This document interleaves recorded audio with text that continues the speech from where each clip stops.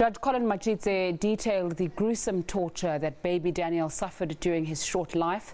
The 3-year-old toddler died in 2016 after being severely beaten and burnt with boiling water. The judge found the mother guilty of 2 counts of child neglect and a long-term partner guilty of murder and child abuse. The judge found that the mother knew that her child was constantly being abused. For more on this, I'm joined by our reporter Mahlako Komane. Mahlako, good evening. Very harrowing testimony coming out throughout the trial, and even as judgment was handed down, those details that the judge was giving, gruesome. Yes, definitely very gruesome details that came out, when he was reading his judgment, the manner in which the doctors had described the injuries that baby Daniel had suffered following the days leading up to the abuse, and also saying that they were older injuries that baby Daniel had suffered that were not necessary, that were older than 24 to 48 hours, meaning these were injuries that were already there.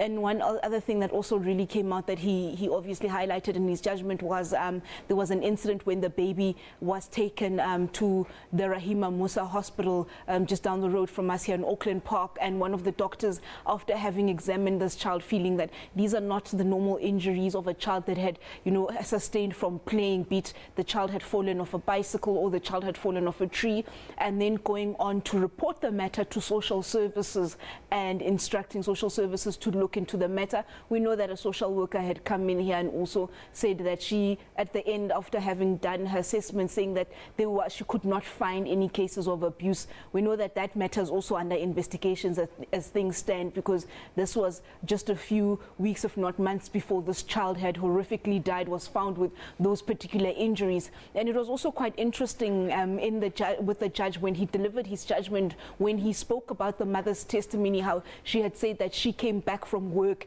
and when she spoke to the partner, after the partner had said that he had effed up this young child, finally she went to check on the child, and she had just said she'd only saw just a small injury on the face. But when you look and you're privy to the post-mortem pictures, you tend to wonder, where was she checking up on this child, how she had not seen that this child was severely burnt. We also learned that 60% of the child's body had sustained burnt injuries, with the fingers having been what we would say fully cooked, that they were black and they were falling off the fingers and the toes. So it was very horrific to listen to and to have to watch.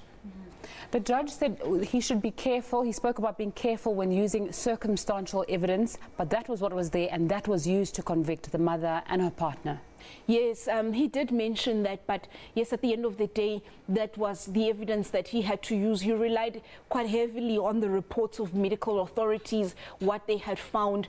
As I said, that just looking at the pictures externally, the type of injuries that you could see with an untrained eye, and some of the things that had come out. For example, the brain was swollen. They found that the brain of the child, when they did the postmortem, was swollen, and also there were 16 different injuries that they could identify on the head of this child, blunt force trauma injuries on this child.